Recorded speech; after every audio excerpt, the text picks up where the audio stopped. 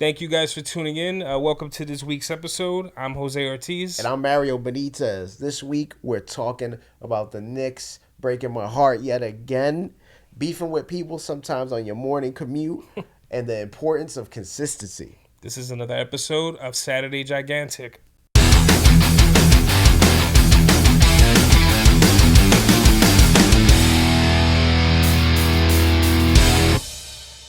All right, so what's going on today, man? I'm chilling, man. You know, just saw the Knicks lose last night, man. Game 7 to the Indiana Pacers. Yeah. I feel like a little fucking kid again, bro. Yeah, I knew you were really excited too. Yeah, I thought, you know. You were the most. You and every week we come here to do the podcast. Like the last 2 months, every Monday it's a talk of you and between you and Matt about the Knicks. Yeah, I'm always beefing with him because Matt is a Miami Heat fan. Yeah. But, you know. Hey, Miami. Yeah, Miami. You know what I mean? Come on. You living in New York, Papa, get with the time.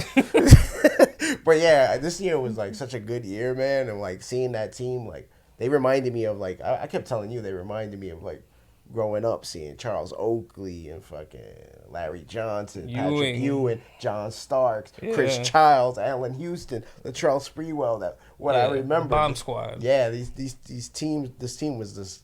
I feel like it brought it back for a lot of people. Like I saw it. I saw the footage of everything going on outside the Garden. I saw the footage in Philly and everything going on out there. So it looked pretty exciting. I'm not, for those that don't know, like I love playing sports.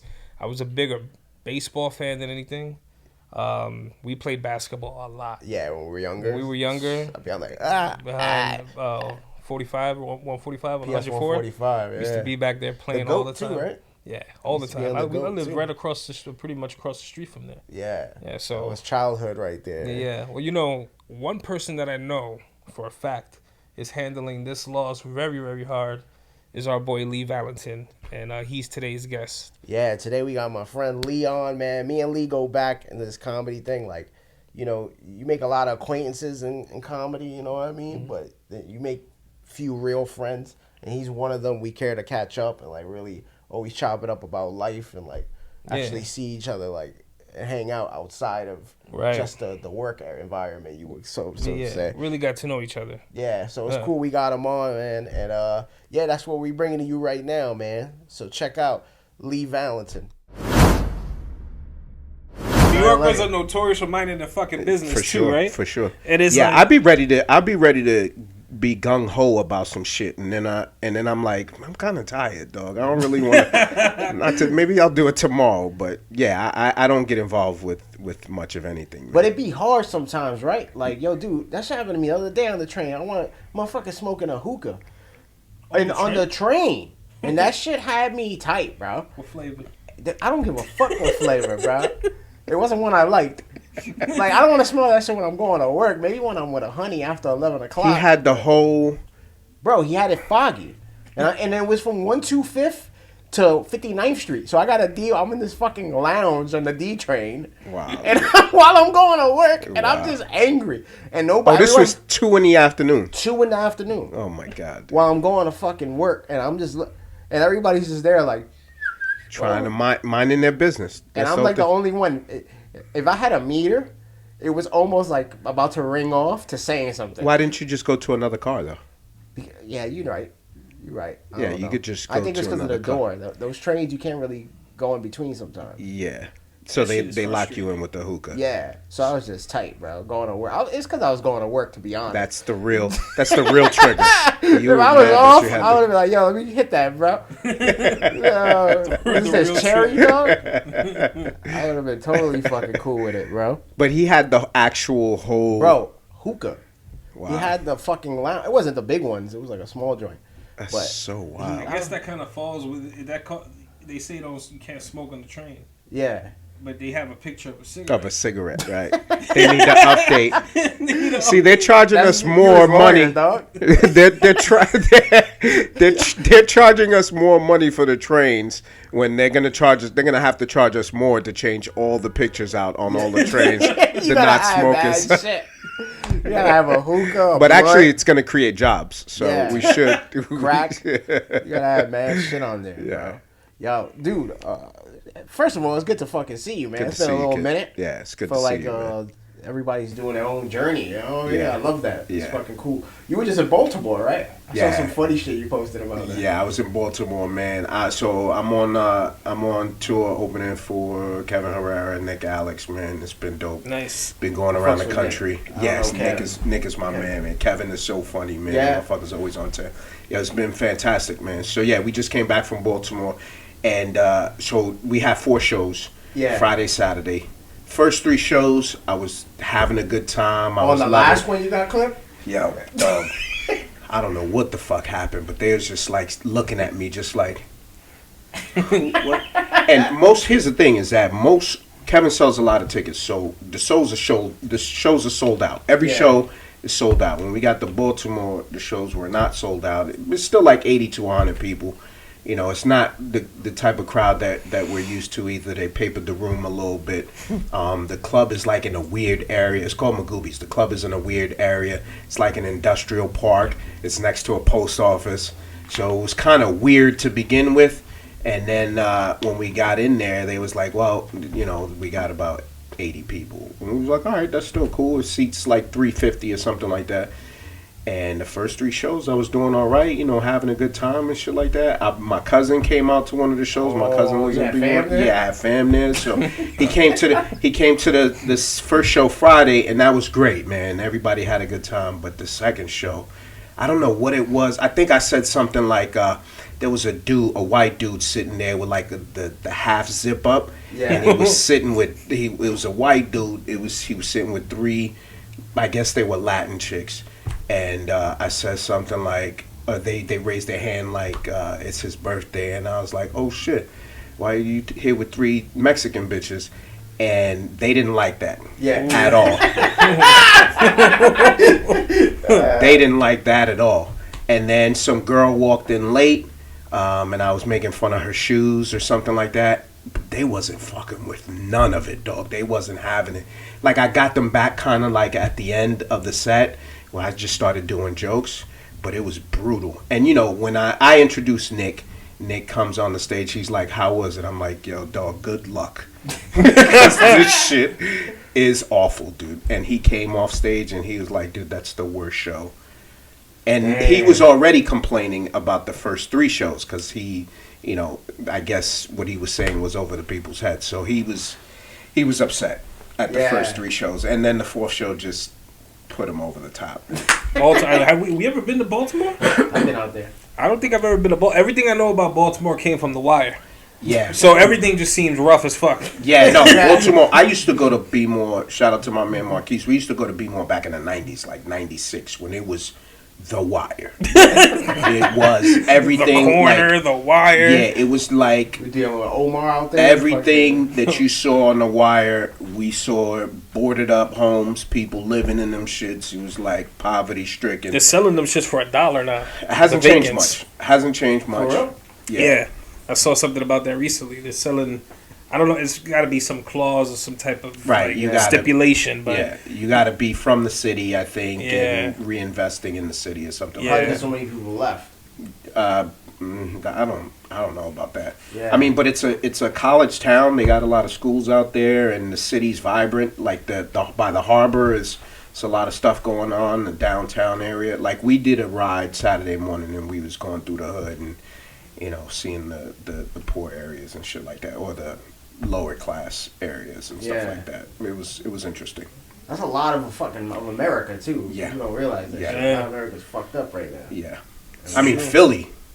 I used to go to Philly in the 90s, and I thought Baltimore was bad, but Philly was really bad. Yeah. When I used to go out there back in the day. But and Philly's a nice city too, man. I love the downtown area and shit. Yeah, I like that. actually like Philly a lot too. I love Yeah, Philly. man. You know, I hate the not in Sixers, sports, but yeah. I hate the Sixers, but yeah, I love Philly, the city Yeah. of Philly, and the people have shown me mad love, man. Yeah. We did City Winery out there, and it was like 2 shows, 400 people each show, and the shit was.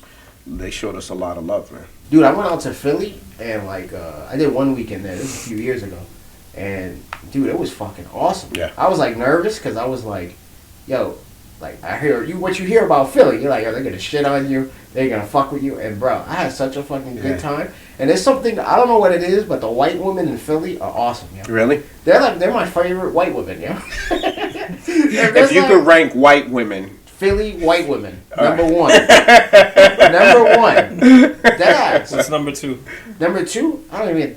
I gotta start at number 4 maybe, because those 2, 3 is empty right now, bro. It's 1 and then 26. Yeah. New York white women, I don't know. Yeah. I fuck with them, but they too posh sometimes. Yeah, you know? yeah. Unless they come from other places. If they come from some rural area. If they come from Missouri. Yeah, you know, fucking Omaha. Them real open-minded joints. Yeah, that's fucking awesome. Comedy, I love it. Yeah. Yeah. I get it. But you fucking around, you from born and raised in New York, you ain't talking to me, man. Yeah. We ain't getting along. Yo, speaking of the fucking Sixers, man, that shit is fucking hilarious how our fans went out there and... Knicks fans travel, bro. We shitted on them, bro. Travel, man. Yeah. They travel, and it's good. I mean, for all sports, like even Baltimore, right? Like the Yankees go down to Baltimore, maybe not anymore, but the Yankees go down to Baltimore. It's like a fucking home game. Yeah. You know, and fans travel, man. It's just we got expendable income like that, I guess. Yeah. It's just everything south of here is just so much less expensive that we're like, all right, let's go. I feel like a lot of New Yorkers just migrate too, so you always gonna get that in your blood. You see us everywhere. Yeah. It's like, bro, we were in Orlando, and I was like, yeah, I'm originally from the Bronx, and they was like, yeah. And it was like a whole crowd, a whole section of the crowd. I'm like, hey, you motherfuckers is not from the Bronx anymore. You from Orlando, nigga. Yo, that's a real thing. Like motherfuckers leave and move to like Florida. They start wearing sandals. But the crazy shit, like after like 1 year in another spot, they come to New York. First thing they do, yo, gotta go to Times Square. Right, I love home. You're not in New York. Motherfucker, shut up, bro. If you go to Times Square, if you do any of the tourist traps, dude, I've never been to like the Statue of Liberty. Go to Madame Tussauds. I've never been to any of that shit, bro. I think I told you the story. One time I was working on 34th Street. I was working for Fila. And this was 94, 95 maybe. And I was going there for work every day. And people, every time I got off the train and was walking to work, people were always looking up. I'm like, yo, get the fuck out of the way. What the fuck are y'all looking at? For weeks, dog, for weeks. And then I turned around and looked up. I'm like, oh, that's what y'all motherfuckers looking at? It's the Empire State Building? I didn't even know that shit was there, dog. I had no idea. I'm like, yo, just get the fuck out the way. I'm trying to get to work. People were excited looking at the fucking Empire. I was like, oh shit, I work right across the street from the Empire State Building. I guess it's cool. You're on top of it, like, I don't know what look at that. Yeah. Dude, that's like, you gotta be like that out here, bro. I've never been to any of that shit. Fuck nah, yeah, I haven't been to any. Like, that's the type of shit, I guess, is like class trips. Yeah. Like, that's probably the last time I did some shit like that. Yeah. You ever been to Ellis Island? No. Yeah, when I was a kid. I never did Ellis Island? I remember doing that class trip. Man, like immigrants coming through and shit.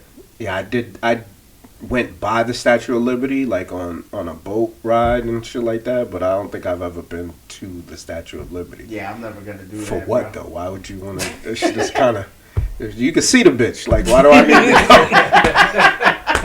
to go? She ain't doing much. Yeah, it's like, why do I need to go see that shit? This shit is kind of corny. You see that shit a lot going on the ferry. Yeah, exactly. Staten Island and shit. You see that shit every day. Cool. Yeah. I'm good. That's all you need, bro. But I get it. Yo, a lot of shit don't exist like I said, to rural areas and shit like that, and people that live in different, like, in the boondies. You come to New York, it's like, oh my god. They've never seen anything like that. Yeah, New York is a different world, bro. It looks futuristic. Especially now, all the new architecture, all these glass buildings and shit. Yeah, well, we trying to get out this bitch. Yeah. There's too many motherfuckers out here. Yo. There's too many people. It's too crowded. Just get me out of here, dog. Get me the fuck out of here, dog. I want to... Take me to Kansas, dog. Yeah. Take me somewhere where I don't have to see Montana anything. Or some shit. Yeah. I wish I could live on a farm and then just take the train to where I gotta go to the city. That's too far. You know, if I had like a bullet train, straight into the city to go perform and do shit. Do your thing, yeah. But from a farm or some shit, you know what I'm saying? But I ain't trying to do farm work. Nah, that shit seems kind of fun. I wake up at fucking 4 in the morning and jerk off a cow for milk or some shit like that. Fuck out of here. It's funny that you say that because Nick's content is getting like that. Like he has a farm. He has goats. For real? Yeah, he has goats. He has chickens and all that shit, and he's doing all of that shit. I don't want to do that shit. Nah, but, bro. I'm just trying to eat. Bro, I watered the lawn today, and I was like, I did something, bro. I'm a grown up now. Cut grass that? Nah, that's too far, dog. I ain't doing that shit. That's too I bad. pay somebody to do that shit. I'm like, yeah, y'all come in and do that shit. You come to your crib, you gotta go like this. That's it. You have to cut it for 26 years. Yeah, I gotta say hi to my fucking neighbors. Like, oh, hey, what's up, man? Shit is now's the time to get out. Like, Yeah. The city is just, you're right. There's a lot. It's too much. It's hot. It's very hot. You know what I mean? Like, every time I see a teenager with a fanny pack, I think it's over. Yeah. Yeah, dude, that's the thing. I think it's over. This motherfucker gonna test me. I'm gonna get shot.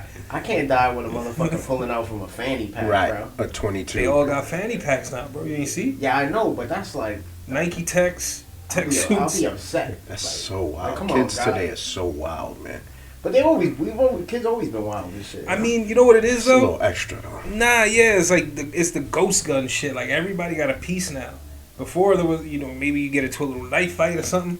You know what I mean? Maybe you get your ass jumped. Well, we used to have this, the blades, Yeah. the razor blades. razors? Keep the razors right here, but now motherfuckers is ready to pull out. It's not even fair anymore, dude. I think it's because people don't want to lose a fight no more. That's the thing. Bro, I've gotten my ass whooped before. Oh man, Like, bro, I've lost many fights. L's. Yeah. I'm And like- I've won a lot of them. I ain't gonna giving front. I'm like L's. 3-7, dog. In my I think I'm like 4-8. Like, to be honest. No, I'm probably like 5 and...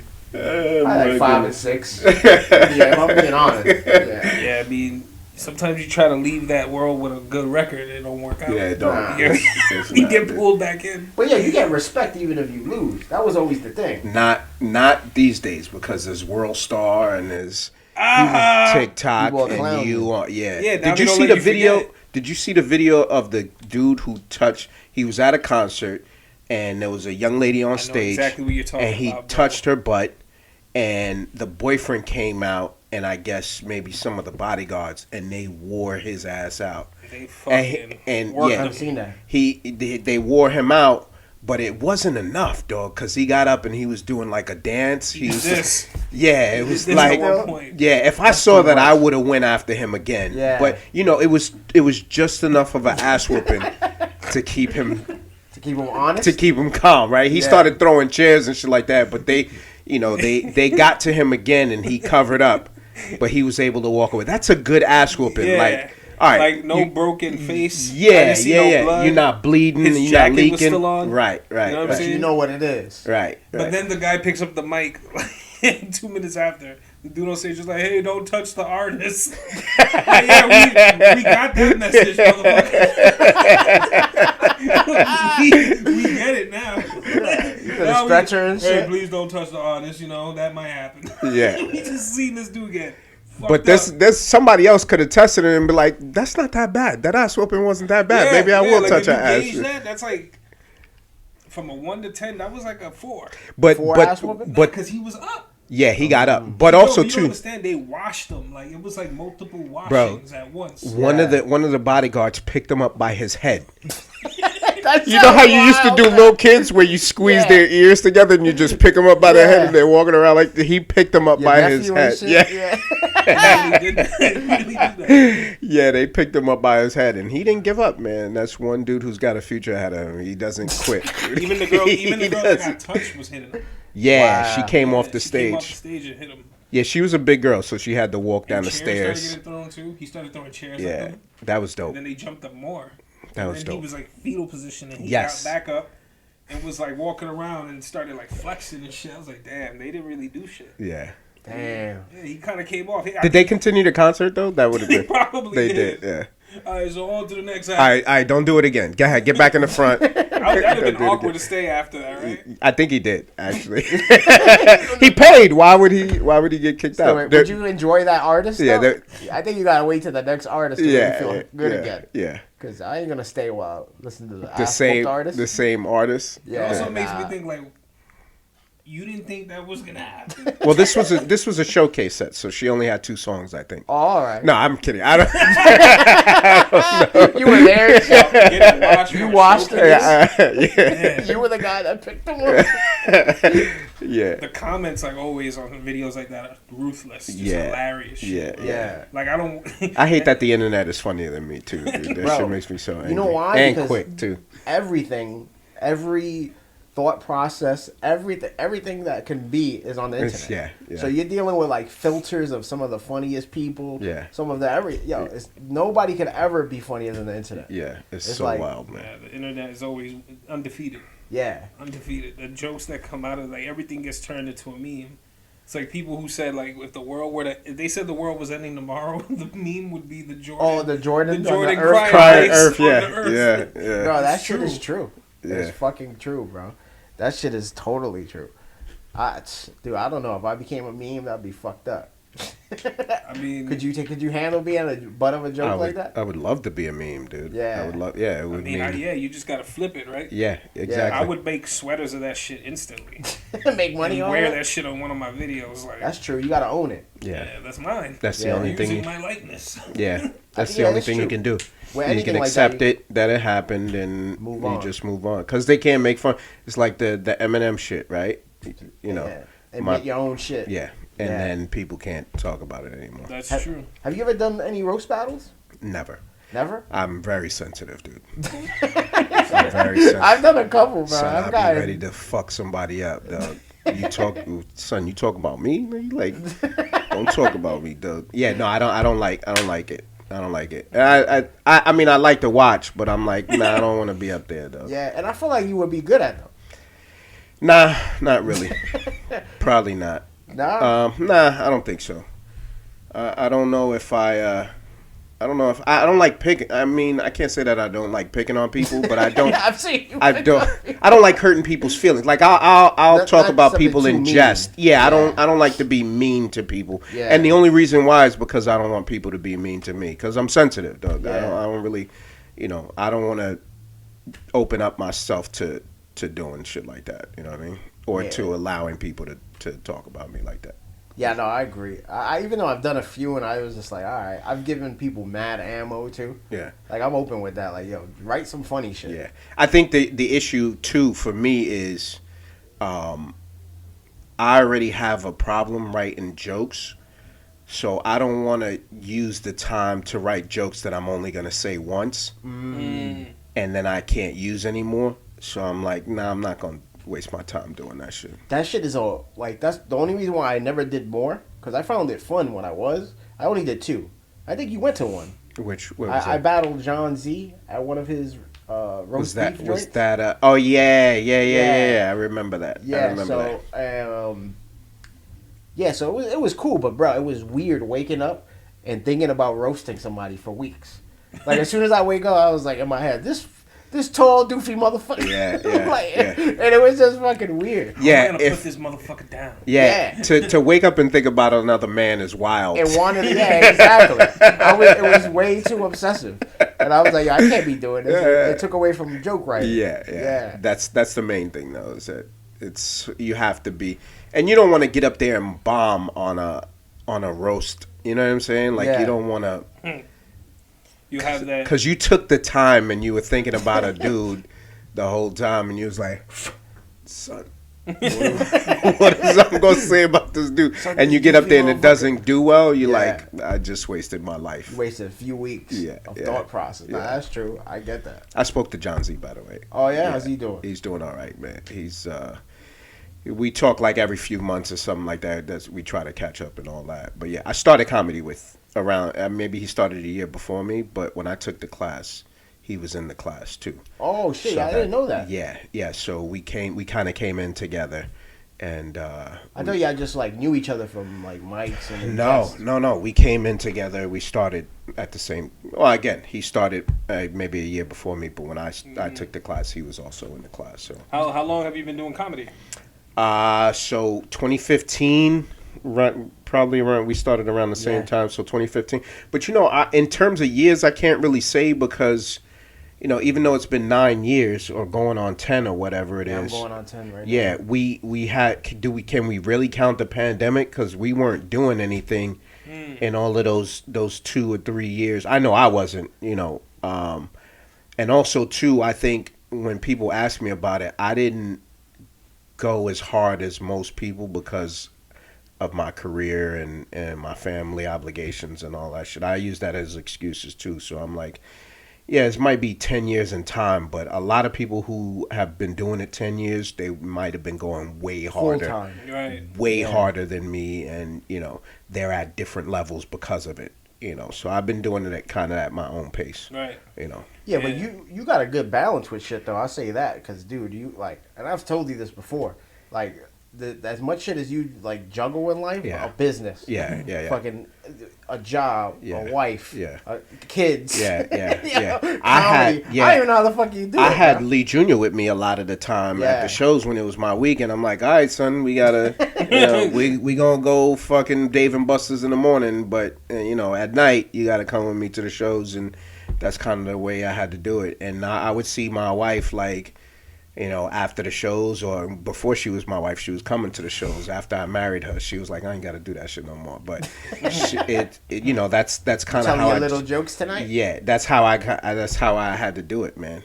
And also now the business is starting to roll a little bit more. So we're opening up a men's grooming salon. It's called Hammer and Nails. It's going to be in Ridgewood, New Jersey. We do mani-pedis for guys. It's like you have your own chair. You sit in, you got your own Bose headphones, your own TV. It's like a man cave. You get your glass of bourbon, and you just relax. Oh, that's dope. That's like Art of Shave. Yeah. Similar concept, but they didn't do like the facials and the manicures and the pedicures. They did more. Yeah. Of the barbering. I like that because I've never been to Art of Shave. I know of it, and I've seen many videos, but I don't feel like I'm allowed in there. I feel like I need a monocle or something, like Mr. Peanut or some shit. Yeah, it's for a different kind of gentleman. Peaky Blinders looking motherfucker. You gotta wear a tuxedo and shit like that in there. You can't go up in there and be like, be the number 2. Yeah. You know what I'm saying? Tight on the side, they're gonna be like, well, what? Use this hot towel to put it on your face. Like that. I don't know. Exactly. I don't know. It's definitely a different demographic, man. You're right about that. I've never been there for that reason. Yeah. So I mean, we have. It's a franchise, so there's about 40 locations open all over the country. Nice. And they have events, Super Bowl events for guys, bachelor parties, and all that stuff. So all types of people come through, get the services, and hang out and do their thing. So yeah, the business is picking up now. So that's another thing that's I'm going hard on. I've always. We've been trying to start this since 2018. Yeah, I remember. And looking for locations and all of that stuff. And now it's August 2024. It's happening. We're opening and running the business and all that stuff. So dope, man. Congratulations. Thank you very much. That's I appreciate that. Man. Yeah, the work is just beginning, man. So we'll see how it goes. No, dude. I mean, the work is paying off, bro. No. I love to see it. Thank you, man. I don't know if you feel that, but from the outside perspective, I see growth. Thank you, man. I appreciate that. Bro, those skits you be doing, the call center skits, where you. Yeah, man. I have a long history of call center experience because I work for Cablevision. No shit. And I was level 2 support for anything business related, residential, internet, all that shit. It was when the problem couldn't get solved with level 1. They got sent to us, to you. And these motherfuckers be mad. They angry. They not getting their way. They feel like they're paying money, and even if they haven't paid their bill in months, they still want to yell at you and shit like that. Yo, bro, and this is people from Long Island, Connecticut, the rich side of shit. You know what I'm saying? It's just so annoying, bro. That's why when you do the white women that Mario doesn't like, those skits are very Connecticut white women rank 18th. Yeah. That's hilarious, bro. Yeah, I started, and we were talking about this before we started recording. It's take what you know or what you love, combine it with who you are, right? And that's how the content happens, yeah. Right? And for so long, I think somebody told me early on not to talk about work stuff because the audience wants to think that all you do is comedy. You're a professional comedian. And I think that was the worst advice you're I could have been given, because I stayed away from that stuff for so long. Even though a lot of times I would be coming from work and dressed like I was coming from work, and I would be on stage talking, and that's what made it kind of weird. But at one point I was like, yo, I just have to talk about this. The first video, I was upset because, you know, I was on a conference call, and I was just like, oh, this would be funny for a video. I just set the camera up, and I was like, you know, going off about these motherfuckers still don't know how to get on a conference call. We've been in COVID for 3 years. Like, how you don't know that you're on mute? Why are you so stupid? And, you know, and the other thing is that I brought in the element where I have to code switch. I've been doing it for so long. Like, there's a way that I talk with my boys, and there's a way that I talk at work. And I combine the juxtaposition of those two things, like talking at work, because there's so many of us that have to do it. And the people understand it, and they're like, oh, I can associate with that. Definitely. Because I can't. I would love to be able to talk like that at work, but I can't. So I brought those things together, and that's how people relate to the videos now, man. So it's been dope. It's hard to come up with because I've actually never been on the help desk. I've actually never worked. I've never really spoken to customers. Like all my work has been. I've been in IT 30 years. It's mostly with talking to other IT people. Right. So those things. It's difficult to come up with the content for me, but I'm like, at this point, I'm like, all right, whatever you think of, just fucking put it out there, because somebody's going to enjoy it. And I'm at the point where it doesn't matter. If you think it's a little funny, just put it out there, and if they enjoy it, good. If not, I can always delete that shit and not even worry about it, not think about it again, or do it over and come up with something funnier. True. You definitely went the right route with that, because like you said, a lot of people, they wish they could talk like that. There have been times where I caught myself talking crazy, like, yo, this fucking lady, bro. And my shit is not even, I didn't even mute my shit. You hear, like, excuse me? Oh, fuck. Man, damn, that's another fucking lady. This fucking whore. This fucking lady. This whore. And that shit brings back some traumatizing memories. And everybody knows these things because that's how everybody truly feels. You know, for sure. Everybody's wearing, like, that stupid work mask. How many times you want to rip that shit off and go, yo, suck my dick? Exactly. Like, it's so fucking many times. Very often. I had to do. My boy tells a story. My boy Michael tells a story way better than I could ever. But one time I was on a conference call with an owner of a hedge fund, I think, and we were talking, and I might have been getting a little bit upset or telling him something that he didn't want to hear. And on the conference call in front of everybody, he was like, he said something like, I might have said, yo, you know what? I'm coming over there right now. Motherfucker, I started to get up. He was like, I do not want that man here. I do not want Lee in my office. He better not come here. I showed up to the office, and he was so calm by the time I got there. And he was like, thank you for coming. And I fixed the issue, whatever it was. I can't remember whatever it was, but he got calm real quick once I walked in that motherfucking office, dog. Bro, that's like a dream to be able to go and handle it. Somebody you're like dealing with across the line. Like, you know what? That's like video game shit. You beat with somebody playing a video game. I wish I could go fucking really play Mortal Kombat in real life and beat the shit out of this motherfucker. Like, he wasn't talking crazy anymore by the time I got there. So that's the code switch right there. Right. Yeah, the Cosmo code. But I got when I started doing IG, because I got off IG for a minute, dude. I couldn't take it. The shit was giving me anxiety. I hated everybody. I hated seeing everybody on that shit. And I felt like, and I'm pretty secure, you know what I'm saying? And I felt like motherfuckers was like, they was doing better than me, and I couldn't, and I wasn't comparing, but I was like, fuck, I need to do something. Right. So I just deleted that shit for like 2 years. Maybe more. It might have been like 3 years, and I wouldn't check it, and I wouldn't even worry about it. But I'm heavy Twitter. Heavy Twitter.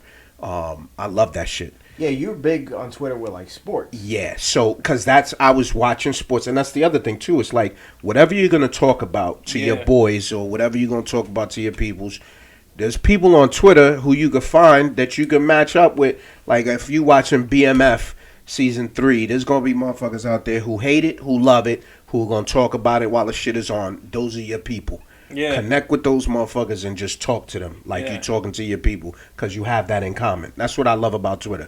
So I was getting on there for the Knicks and the Jets shit, and I was like, yo, and one thing happened. I started doing the Knicks shit heavy first. But then the Jets shit, because I feel like I'm a bigger Jets fan. So one time they picked the fans, they did like a Twitter fan thing, Jets Twitter best fans or some shit like that. The Jets, they actually did this. Yeah. They had like their social media team, and I was looking at this shit and I'm like, yo, there's nobody that fucking looks like me that's on that stage. There's all white boys, and it's cool. They deserve it. Not to say that they didn't deserve it, and they're big Jets fans or whatever, and they have big accounts. So I did a video of if I was the owner of the Jets, the Hoodie Johnson, Johnson, right? Yeah. And I'm from the hood, but I'm the owner of the Jets. How would I have picked them? Yeah. And I also did the other part where my name was Ladarius. Right, and Ladarius doesn't get picked, and Hoodie Johnson is like, nah, I ain't got nobody named Ladarius on here, dog. That's a real fucking football name. Yeah. And I was just naming just like all white boy names to be the top 5, and then so that was the genesis of Hoodie Johnson. So now the character's grown so much that people are like, yo, I wonder what Hoodie's doing. Yeah, they want to know. They want to know. Yeah, and everybody loves that shit. And that's what gave me the courage. Long story short, what gave me the courage to do the IG thing. Yeah. Because I was like, all right, I've already proven that I know how to do this. I know that there's something funny. I know the format I want to do. Let me just put this, who I am, the hood motherfucker, what I do, the tech shit, and just put it out there, and that's kind of how it. But I will say the shit is not growing, so that's my dilemma right now. I'm kind of getting angry. I'm like stuck at a certain number, and I'm like, yo, how the fuck do I grow, or what I gotta do so more people can see this shit, so I can fucking grow and start selling tickets. You know what I'm saying? Like that's the thing. I see Kevin and Nick now. They got they doing numbers. And they working hard, and they putting sketches out there, and they're putting content out there, and it's getting, high likes and all of that shit, but they working. Yeah. You know what I'm saying? So that's why I'm like, all right, I got to keep working, and something eventually is going to pop off, but, I got to keep putting it out there.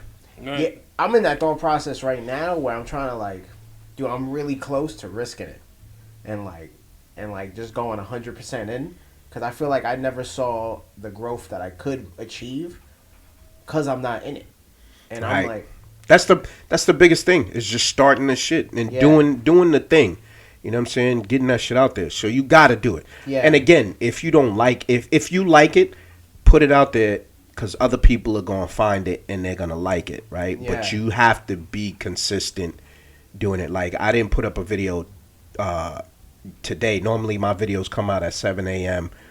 Monday at 7 a.m. because that's when the people are either going to work or they're getting ready for work. That's when they're checking IG and shit like that. And that's just what my analytics told me. But it hasn't been working. So I'm like, all right, let me put it out tomorrow at 11 a.m. or something like that, where people are bored. They're at work, they're bored, they're checking their IG, or people are just waking up in LA, because I didn't even think about it. I'm like, well, if I'm posting at 7, it's 4 a.m. in LA. I'm missing that whole market. So let me post it at 11 a.m. and see what happens. So I got a video coming out tomorrow at 11 and just see. But you have to do it, dog. Yeah, you have to do it. It's crazy how much it comes into play, right? When you start creating like that. Yeah. Like you think that there's a lot of. Some people think it's just as easy as just putting the shit out, but if you really want to have it move or be seen, you have to think about all that stuff. Yeah, I think consistency is the number one. Consistency is the key, but the more you do it, the better you get at it. Yeah. Like I'm sitting at, we were in Baltimore this weekend, but I'm watching the draft, or I'm listening to the draft, and I'm reading on Twitter, and people like, yo, we need a response from Hoodie, and I know that if I see something, for example, the Jets drafted a dude named Jordan Travis, right? And the way I'm looking at it is, oh shit, I'm gonna call. My thing is, I call either the players or the owners of other team. Like that's kind of like the format. Yeah. And they don't want to fuck with me. You know, so that's always the gag or the trick or whatever. And a couple of years ago, the Packers drafted Jordan Love, right? Same light-skinned looking dude, you know, high yellow dude, same name. And now my thinking is, oh, Aaron might be hurt. But he had 2 MVP seasons after this came out. So maybe that's why the Jets are draft. So all of these things I'm thinking about, and I'm like, okay, that's a video. Yeah. Right? So that's the mindset that I get into. I'm like, oh, that's a video. Right? If something happens at work, oh, shit, that's a video. So once you start doing it, you get into that mindset of everything is like, you know, it's like, oh, shit, that's a bit. Yeah. Right? You see some science shit, oh, that's a bit. Yeah. You know, and that's the way that's the way I get into the video shit. It's the same thing. And again, it doesn't matter, man, because you've done it. So once you've done it so many times, you kind of like have the format, and people are gonna fuck with it. You'd be surprised how many people fuck with it, even if it's not that funny. Yeah. You know. Yeah, you can't be afraid to. You cannot throw shit at the wall. You cannot, bro. dude. You cannot. Nah, man. If there's one thing I've seen. Like, there's shit that I'll find hysterical, like, online. And I'll see it has, like, it's moving right. It got good numbers. But then I'll see some shit that I'm like, what the fuck is so funny about this? Yes. Like, I'm not even... Yes. I don't consider myself to be out of touch at all. Like, I'm very much in tune with what the youngins is into and what's funny. Because I see the humor in it. I use MySpace. But there's some shit that I'm like, bro...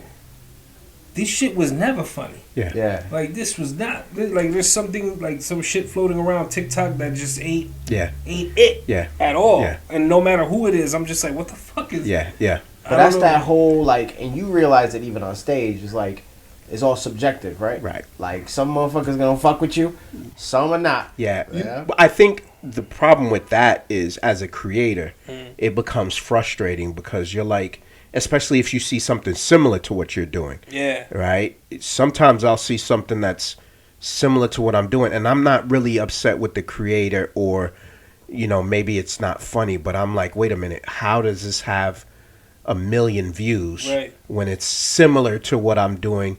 Like, just put my shit out there to 1 million. I'm mad at the algorithm at certain points where I'm like, yo, just put my shit out there to 1 million people and see if I can do similar numbers. You know what I'm saying? Like, why are you only showing my shit to 20,000 of not even, you know, 15,000 of my followers, you know, and when this has 1 million views? Like, how is that happening? So it's frustrating from a creator, but it's more so like the algorithm that I'm really upset with. Yeah, all that shit kind of plays a weird role in, like, the way things move. Yeah. And it's like a lot of one thing I say that a lot of younger people do on TikTok, that shit is all Vine. Right. It's the Vine culture. Right. Like, the very fast, short. Vine, I never got down with that. I was like, what, that shit 7 was, seconds? Yeah, that shit was 6 seconds. That shit was, that's where you got, like, the Jake Pauls and the... It's like one-liners. Yeah. Set up punch. Yeah, exactly. It's just, you know... and then it just transformed. Like, TikTok, for a while, everything became long form, and now with TikTok, everything's back. Even with TikTok expanding to, like, 10 minutes. Yeah. Everything's like 20-second videos at most. That, like, not at most, but a great deal of videos you come by is, like, easily consumable, which is real fast. You know what I mean? I think, you know, I see some long form videos on, and I deleted TikTok too, but yeah, I can't deal with that shit. But I tried posting on there, and my shit was going double nickel, bro. My shit was going double nickel, and I was like, yep, this is not for me. So I deleted that shit. But I noticed that if I see something that's like 10 minutes, I'm like, no. Yeah. I don't have the capacity to watch something for 10 minutes. I don't care what it is. That's kind of like it worked for, I think it definitely is, it works, and then it works against it too, because I'm the same way. If I see a 10-minute video on TikTok, I'm like, there's no fucking way. Yeah, I don't have 10 minutes. Way. I've been watching TikTok for 2 hours, but I don't have 10 minutes for this shit. Scrolling through shit. Like, that's doom scroll central. You don't want to sit there and watch a whole... Unless it's one of the, like, a news flash or like something like that. You're like, oh, shit, what the fuck? You just kind of stumble on it. It has to be super interesting, something that you're super interested in. That's that whole, like, holding the mic to the mouth. We're looking at a blind item. This is talking about all that shit. Yeah. Oh, dude, I can't. I'm fucking over that bullshit, bro. I can't stand. My Instagram feed right now is boxing. That's a lot of my shit. Jets and not much comedy, but it's just like boxing, Jets, and now Knicks. A lot of Knicks stuff. So I've kind of like, and I don't even go to the Explore page that much. And babies. Yeah. Like I love, like there's this video, and I'll send this to you. Random. Yeah, it's so random. Like my wife and I will send each other like funny baby shit. Yo, that shit be having me dying. There's a video that I fucking absolutely love. I'll send it to you. Where there's a kid, he's just like a toddler, and he's like, "I love titties. I love titties." And you can hear the mom and the other family members laugh, and he just keeps saying it. "I love titties." It's the funniest shit I've ever seen. You know he heard it from somebody. Yeah. I love titties. Yeah. So it's the funniest shit that I've ever seen, and that's also on my feed. Like just babies just doing random funny shit, man. That's fucking my shit be like that too. My shit is flooded with Knicks shit right now though. Yeah. Yo, you were at the game when I was at game 2, man. Yo, you can't believe you saw that. Greatest game I have ever been to. And bro, I was about to leave. For real? Right before that happened, Kyle Lowry's out the line. Yeah. He misses the he one misses free throw. he misses the free throw. And Did you see this? Mm-mm. Oh, bro. I didn't see it when it happened. Listen to this. Bro. I saw, again, TikTok is where you get the little short form of all highlights. So. Yeah. Bro, so the Knicks were like, it's over. Yeah. We're down, there's no way that we're going to win. 6 or 7? It was down 6. I think it was down 6. No, down. It should have been 5, but down 4. Yeah. Then he hit the one free throw. Yeah, he hit the one free throw. Down 5. And then they get the ball. Brunson loses the ball. Yeah. And I'm like, what is happening? But right before that, I turned, when Kyle Lowry got the foul, I turned to him, my boy, and I was like, I was with Bassam, by the way. Bassam Shaw, who's another comedian. I turned to one of my boys in the back. I was like, yo, I'm about to leave, man. I can't deal with this. Because going into the game, my biggest thing was, yo, I paid all this money. I can't see these motherfuckers lose. That shit's going to make me angry. Yeah. I'm gonna Dude, be it's so a lot tight. of money to go to. Yeah, I'm going to be so tight if these motherfuckers lose. So I turned to him. I'm like, yo, I'm about to be out. And he was like, all right, man, I'll see you later. So then he misses. Brunson bobbles the ball. There's a scramble. Devo picks it up. Dante DiVincenzo picks it up. He passes back to Jalen Brunson behind the 3-point line. Corner 3-pointer. And Jalen's been having a rough game. The first two games bad, he was having a rough game. So this shit magically goes in, and now they're just down like they might be down 1 or 2 or whatever it is. I can't even remember. My mind is all over the place. 2. Yeah, they were down 2. So then there's a scramble for the ball. They go to inbound it. Maxey pushes off. He loses the ball, and then there's a scramble for the ball. They pick it up. They kick it out to DiVincenzo. Devo misses the 3 to take the lead. Misses it. He misses the lead. He misses the shot, and fucking Hartenstein grabs the rebound. Offensive rebound. Kicks it to OG Anunoby, and then kicks it back to Devo, and Devo just fucking, yo, there's gonna be mad babies named Dante next year. Every dude is gonna name his baby Dante next year. He hits the 3, and bro, look, I'm starting to get jump up and yell. Ah! Bassam got a reaction video, and bro, I almost cried. I ain't even gonna hold you. Now, yo, bro, I was like, oh my God, I can't believe I almost left, and I can't believe this happened. We were jumping up and down. The garden went fucking bananas. It had to be nuts there, because on hearing it on a screen, it was, dude, everybody. As a Knicks fan, I got up and yelled. Ah! Yeah. So I know I was there with the garden. I know what they were feeling. I was like, yo, it was nuts. And bro. Devo just walked off. He was like, yeah. And it was just bananas, man. And then, but Philly still had a chance to come back and win. And Hartenstein put Maxey's shit. Maxey gets all the way to the basket. Hartenstein puts his shit on the boards. We get the rebound. Game over. Greatest game that I've ever seen live. Bro, that's one of the best games ever. That I've watched. Yeah. I've been watching NBA. You know, I've been watching ball since I was a child. Bro. Yeah. The other thing that I compare it to is the reaction of Larry Johnson's 4-point play against the Pacers. Here's the thing. I was at work. Filed? Yo, Yeah, I was at work that day. I was on the phone with my boy Tim because we didn't have there was no TVs. There was really no internet at the time. Or maybe there was. We just couldn't get on the internet. And I was on the phone with my boy. Back then, dog, there was nothing, bro. Nothing. I'm on the phone with my boy, and he's like, "Yeah, the phone was one of those phones that you pick up with the handle. It wasn't like the fucking, and there was only one phone on the floor. Yeah, it was like a community phone. Yeah, I had a cup, a can. Hello. Yeah, and it was one of those original push button phones. Only one phone on the entire floor, and I was on it, and I'm on with my boy, and he's like, he made it, and the foul, and I'm going crazy. And yeah, I missed it. I had to watch it that night or the day after on the news or whatever it was. But yeah, being there was fucking incredible. That's fucking amazing, bro. Incredible. Dude, and I'm excited for the Knicks, man. I feel like this is like it reminded me of like the teams I saw growing up. You know that like the '90s teams. 90s shit. Yeah. Charles Oakley, fucking, you know, the Patrick glory Ewing, days. Everybody says that. The glory days. They remind me of, like, it's kind of crazy. And I'm like loving it, bro. And I was like, oh shit, we're in this. But motherfuckers don't want to see us win. Because I think the world ends if we get a chip, bro. Yeah.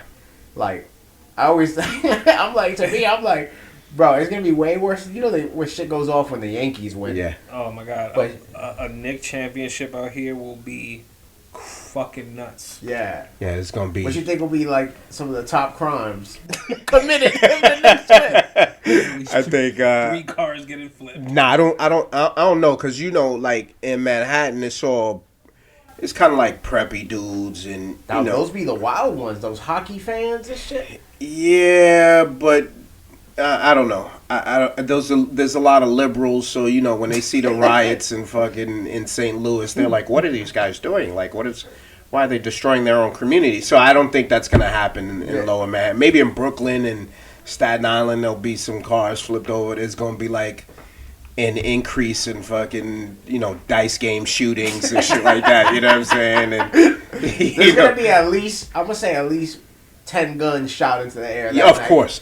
Easy. I might do one. Of course. I mean, look, it's gonna be like Halloween. It's just like there's gun shots going off. If the Knicks win, it's gonna be like Halloween. Yeah. For sure, bro. Yeah. Knicks violence. Yeah. Yo, I'm ready for it, man. Let's go fucking Knicks, man.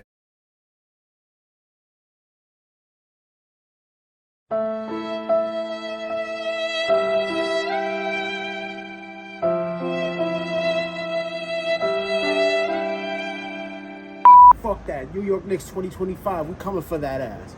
Pause. Yeah, I love it, dude. I love it, man. I love, especially on Twitter. But Twitter's such a small amount of people. Like, you go to the game and, you know, you realize there's so many Knicks fans from everywhere. But Twitter's such a cool community. Like, I went to Blarney Stone. There's a hangout after the games that they do there in the Knicks Twitter community. So I went there, met some people that I know from online that I've met before, you know, at other functions and stuff like that. But it's really, really cool community, man. And they have watch parties and all that stuff. So they make it really, cool. Really fun, man. They make it really, really That's fun. pretty cool when you could do, like, we have a friend who's a huge fan of the Mets. Mario's a fan of the Mets. But our boy Carlos. It's hard. It's been rough. It's funny because since young, I've always been a Yankee fan. Yeah.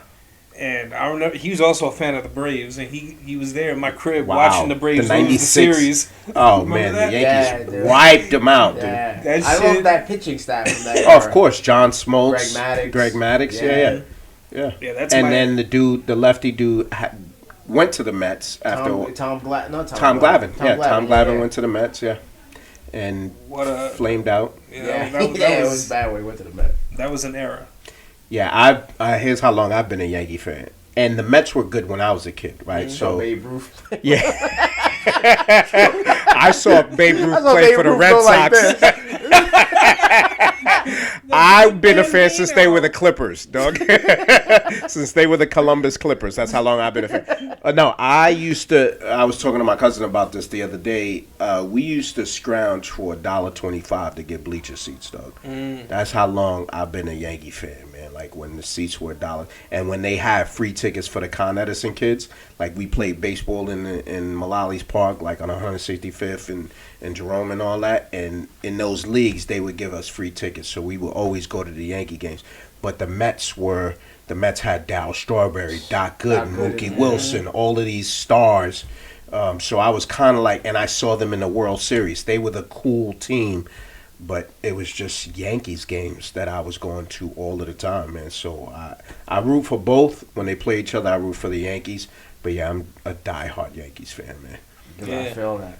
Our boy Los, he's a part of the 7 Lion Army. Oh yeah. Yeah. So they meet up with about a bunch of like 7,000 other motherfuckers. Yeah. That's a dope. I mean, I see some of that on Twitter too. Yeah, man. it's a cool movement. Cool, yeah. I've seen so many videos of that just because of him. The son, I'm not gonna lie, I didn't even know the 7 Lion Army was a thing. Yeah. Until my boy Los was like, "Yo," I tried to invite him somewhere, and he like shut me down, mad crazy, like, "Yo, Papa, like the drum. You crazy? It's spring. It's the first day of spring games or some shit like that." I'm like, "What are you talking about?" Yeah. Oh, I'm meeting up with like 7,000 people. Gonna ride the train to City Field. Yeah. Like, damn, motherfucker. And you know the cool thing about that is the connection between the Mets fans and the Yankees fans, even though they clash, the connection is the Knicks. Yeah. Right? Because most people are Knicks fans, but they're also Yankees fans and Mets fans, and then some of them are Giants fans and Jets fans.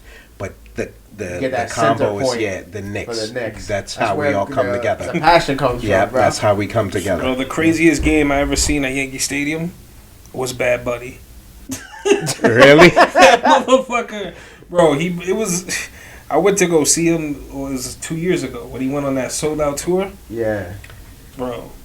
I thought that shit. The earthquake we just had a few weeks ago. Yeah. That shit felt like that. I was scared.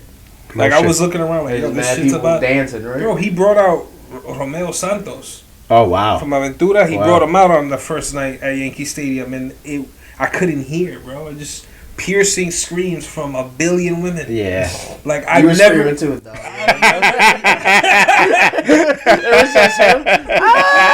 Romeo. Yo, I can't front, dude. I didn't know who Bad Bunny was.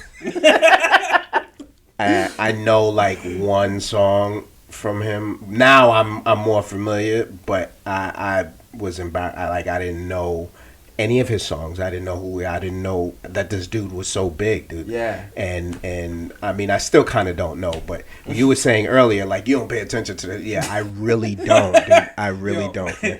I remember seeing that dude, and I remember saying that. I told you, I think, I was like, yo, this dude is going to be massive. Like, he already had a song with Ric Flair in the video. Yeah. And he was already big, but I was like, nah, this motherfucker's on some shit. Wow. Like, he got it. Next thing you know, so he got Yankee jerseys with his shit on it. Wow. Like, exclusive. I'm like, yeah, this is pretty, not a bad look. Good for him. You know, he's like the Puerto Rican Drake. Yeah, pretty much. That's a good comparison. Like that level. Yeah. That's a good comparison, because I thought Drake was Puerto Rican Drake.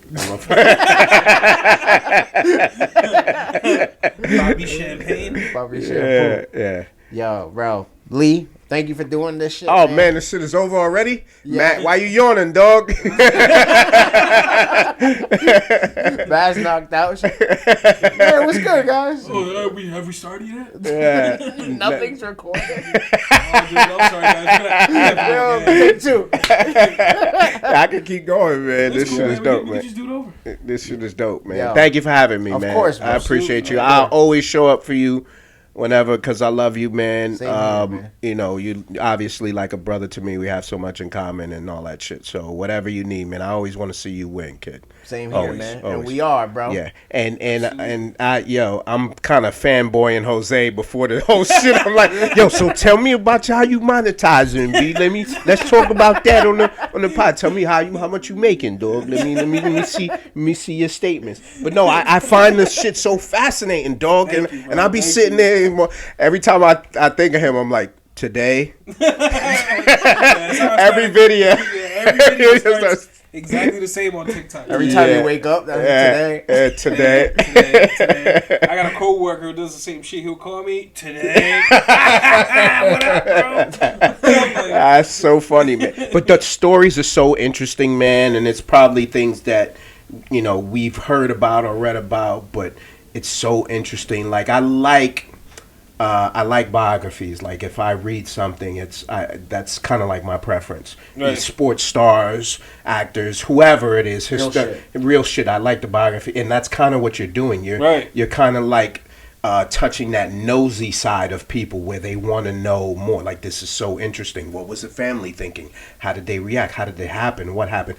I had, unfortunately, a young lady, not young at the time, she was much older, Paula, who was my, long story short, she was someone I knew as a child, right? And she was murdered. Sorry to hear. In her apartment, and I don't know the story. I was a kid, but I remember her because she loved me, and she was like, "I don't want to grow up. I'm a Toys R Us." She would always sing that song to me. Right. So that was my memory, and the in my mind, when I heard the story of how she was murdered by some man, and she had under her fingernails, she had his skin, and they couldn't find it.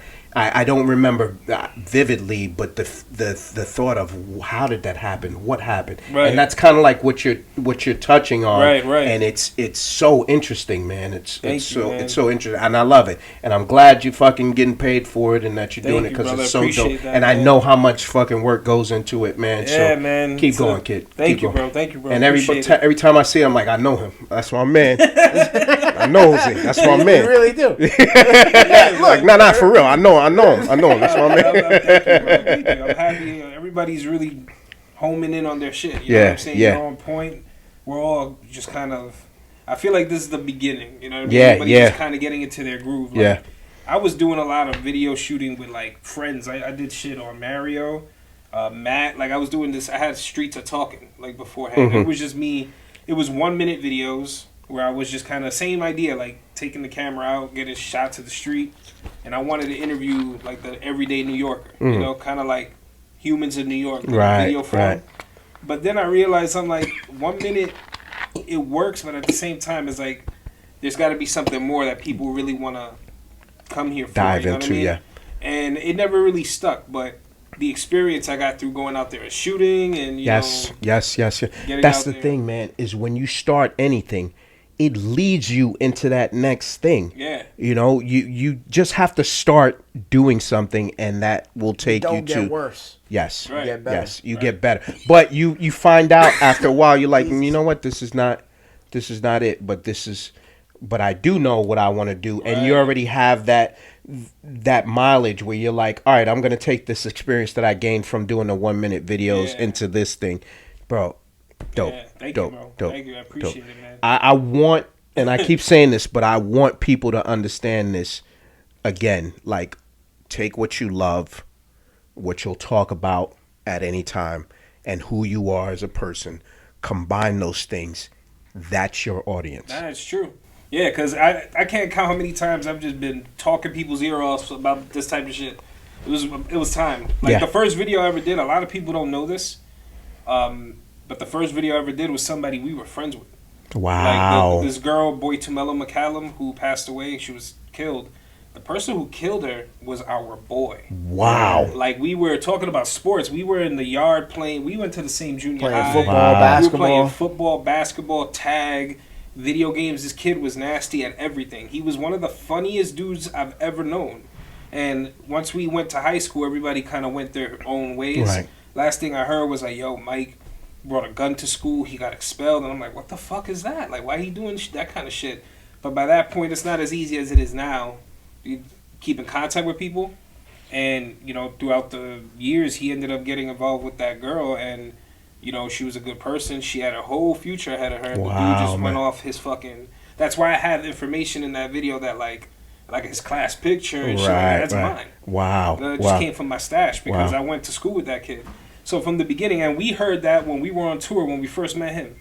So it kind of like everything kind of comes full circle. Like I remember we were in Florida and I get the call, yo, Cordero killed his girl, bro. Wow, I'm like, man. what the fuck? Wow. So for me, it's like it's always been there.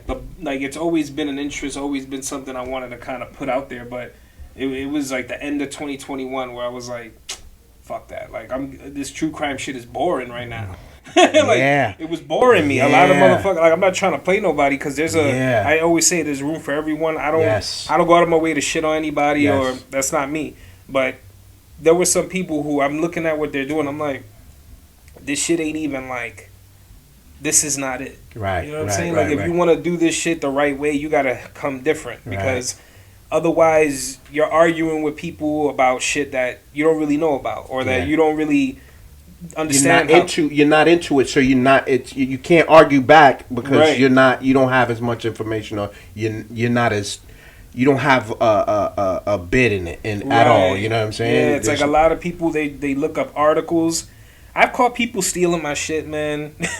And they'll like skip over a bunch of stuff because they didn't have the information I have, and I'm like, you putting in the work. Yeah, that's corny. Like, don't do that shit. It sucks, you know what I'm saying? But that's the highest form of flattery. Nah, it is. It is. It's also annoying. Nah, that's the suck. It's very annoying. Yeah, but it's like I've had people straight up. There's like one thing I love about the people who are subscribed to the channel. They'll reach out. They'll call that shit out. Yeah, they'll be like, "Yo, someone's using your videos. I just want you to know," and they'll link me, and I'll go like. Yo, what's good with this? Like, a woman they did a whole thing on Diddy and, you know, all that whole, the diddler shit that's going on right now. I can't stand that shit. Yeah, all that shit that's happening, like, Diddy didn't do it, that'd be fucked up if he's just a normal dude. Like, no, but I think he did it, to be honest. Which part? All of it. Really? I don't know what he's convicted. I'm sorry. I don't know what he's accused of. Yeah, that's another thing. The charges, right? You know what I think he's a victim of, man? You've heard for years, right, about how he operates business-wise with people, right? Right. So it's hard to ignore when you have Total, 112, Danity Kane, Mace, everybody coming out, the Locks coming out beefing about contracts and how he's greedy for money.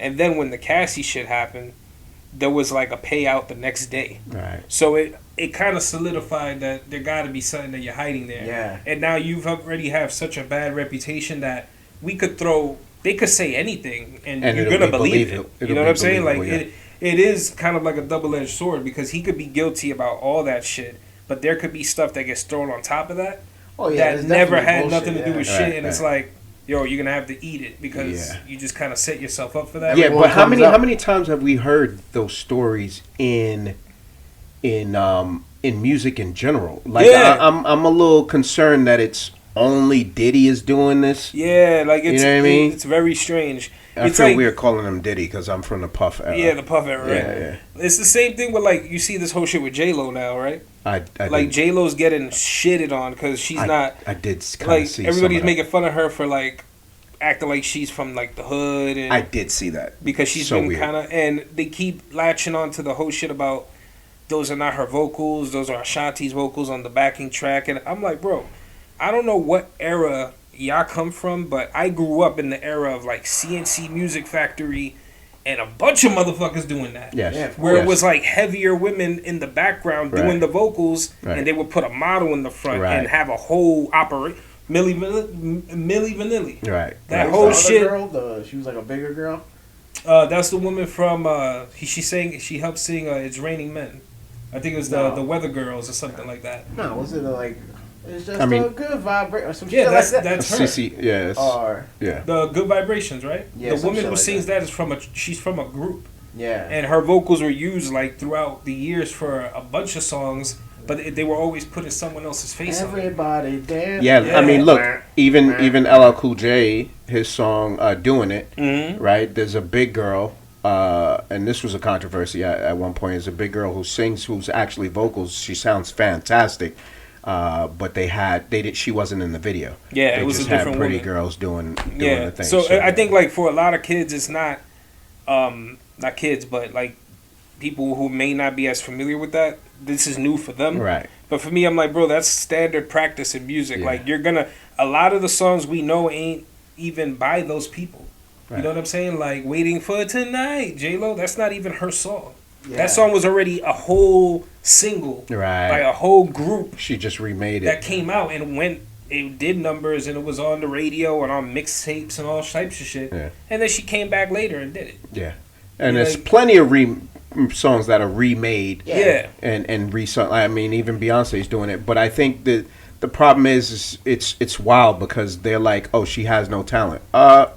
She's famous and has all of these fans. So she has to have talent. This is what makes me upset about comedians making fun of other comedians or shitting on other comedians. And I'm not saying that other musicians are doing this, but when people are like, oh, he's not funny. Let's say, you see whoever the big comedian, somebody, he's not funny. What the fuck are you talking about? Do you see the people laughing? You see his crowds? You see this motherfucker? You know how much work that takes? They're having a good time. Just because your sorry ass don't like it, go somewhere with that shit. And that's okay that they don't like it. But you can't say that he's not funny. Just say it's not my style of funny. Yeah, like it ain't funny to me. It ain't funny to me. Yeah. Dude, I kind of hate how, like, you see a lot of shit like that, even in comedy. Like, people will make, like, their whole fucking ideas of, like, podcasts or just videos and whatnot. It's just about shitting on things. Right. And it's like, you're not even critiquing it correctly. Right. You're just being an asshole. You're right. And it's like... And people eat that shit up because... There are some people out there. There's an audience of people, and they're pandering to those people, or catering, not pandering. They're catering to those people who have those same feelings, and that's a thing now. And it's so wild that that's an actual thing. Here's another problem that I have is that not enough people get punched in the face for shit like that. I stay saying that. I'm like, I'm not trying. I don't condone no type of wild shit. I don't. But it's the fact that there got to be a balance. Like, motherfuckers got to get checked for some shit. Yes. And there's not enough check, and everything is. I agree. Everything's arguments on the internet, and there was a point in time where there were real consequences for talking stupid shit. Right. Bro, I got punched in the face when I was not even 10 years old, bro. Yeah. For talking up, bro. Same. I got punched in the face. Yeah, I was messing with this young girl. Not messing with her, but I was like bothering her and poking fun at her and doing all of these things. And her brother came in, bop. All right, I'm not gonna mess with your sister no more. You know what I'm saying? That's just I learned my lesson. He was much older and much bigger than me, but I learned my lesson, dude. Like, okay, I won't talk to her like that. And it's so easy for you to just be like, if I see something that I don't like, I'm like, all right, I'm not gonna watch that. If I see something I like, oh, that's good. I know how hard that is. I know what it takes to do that. And of course, I'm much older, but that's interesting. And maybe I don't like it, but I'm like, okay, I could see how people like this, and I'll comment something positive. But to be like, oh, this shit sucks, because for thousands of other people, it doesn't suck. Who the fuck am I? I'm not the judge of this shit, right? I'm not an expert in that thing. So how am I, talking about it like this? I don't understand how people can do that when it's just as easy to just flip right past it and not say anything. No, it's true. Exactly. Like, that's why I'll if I see something like that, I'll say it to somebody I'm with. But there's people who go out of their way to like, yo, because they want the fans, right? They want to find their people, right? They who also agree with them. Do you guys use me as this sucks button? And there's like nobody replying to that shit. It's like, bro, nobody gives a fuck about what you're saying, right? Like, you can't go out of your way to hate. Like, you just go. It's obvious. It's a miserable way to live, though. Absolutely, it's a miserable way to live. It's a terrible way to live. You can see hate from a mile away. Now it's easier than ever. Yeah, and that's definitely one of the key ways that it's laid out these days. These dudes get online and they'll make a whole video. All right, so today we're going to be talking about this guy and his stand-up and how he totally bombed. And they'll make a whole video on that.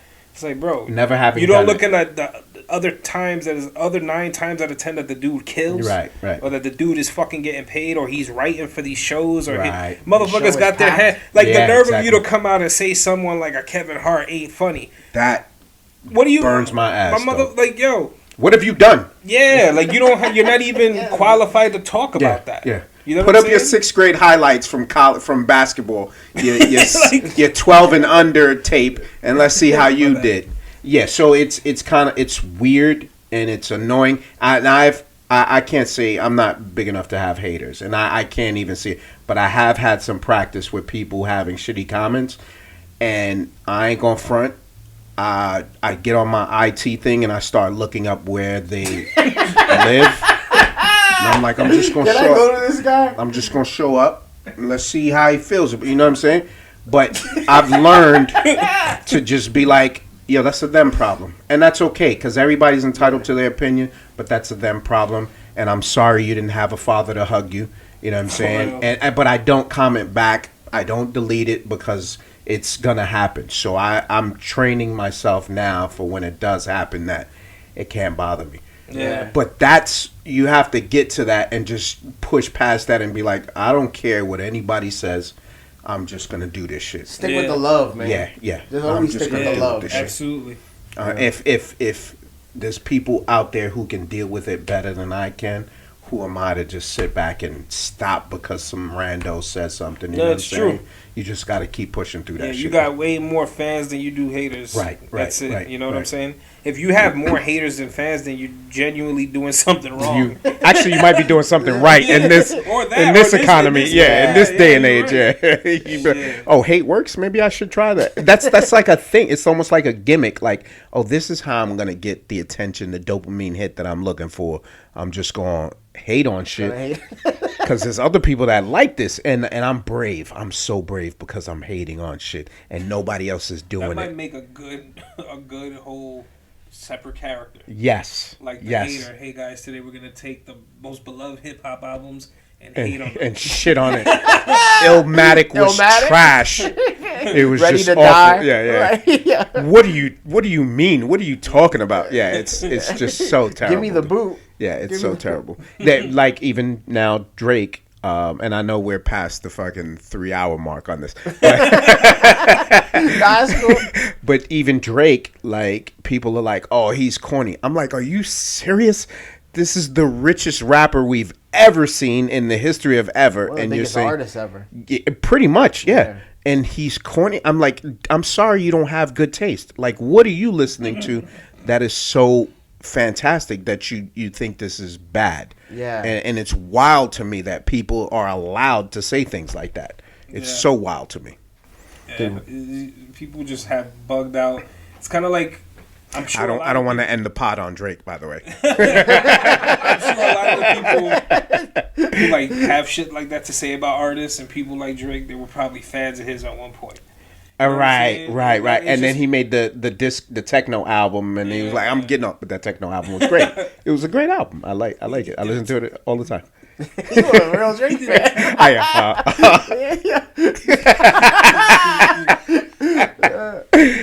Yeah. It's fucking hilarious. Yeah. Bro, we're gonna end it on Drake. Bro. Somebody out there make a Drake techno mix. That's so funny, man. Yo, Lee, once again, though, thank you for doing this, man. Thank you, man. I gotta appreciate come back you, soon, man. No doubt, man. And, I like the setup, man. Thank you, and man. this shit is gonna work for you, man. I feel good about it. You know, I've been trying to push to this for a while. Yeah. But thank you, man. I enjoyed all the other stuff too. Yeah. The first pod and all of the shit that you've done, kid. This is better though. I'm a fan. This is more comfortable. Yeah. But better, I don't know, because we had the unusual culprit shit that one time. Yeah. Bro, we had so much fucking fun. Yeah. Those times were so much fun, man. And that's the best part of it. Yeah. Like sitting here and just having fun and shit like that. That was so cool. And I see some people doing sketches now, and I'm like, damn, that could have been us, kid. Yeah. That shit. And it will be. We'll definitely work on some shit. Yeah. Timing, baby. We need to. It's all timing. It's all we time, need to. Man. Yeah, man. Yo, Lee, thanks again. Say thank you, kid. brother. I appreciate you, man. No doubt, bro. Give me that pound. Love you, Love kid. you, dude. Appreciate you, man. Yo, guys, thank you for joining us. I'm Mario Benitez. This is Jose Ortiz. Lee Valentin, man. Check him the fuck out. I'm Lee Valentin. Follow me on Twitter at Leo Valentin. And I'm going to go check to make sure my car is not stolen. All right. Yeah. Peace.